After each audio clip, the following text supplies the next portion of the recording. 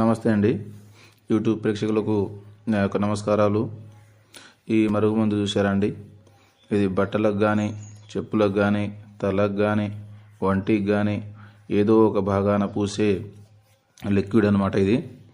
ఈ లిక్విడ్ కొద్దిగా అంటించిన చాలు, కేవలం 24 గంటల్లో మనం చెప్పినట్టే వింటారు, మన చెప్పు చేతలోకి వస్తారు.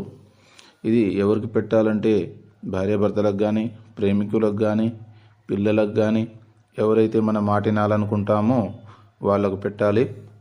దీనివల్ల ఎటువంటి సైడ్ ఎఫెక్ట్ ఉండదు, ఎటువంటి ఇబ్బందులు ఉండదు.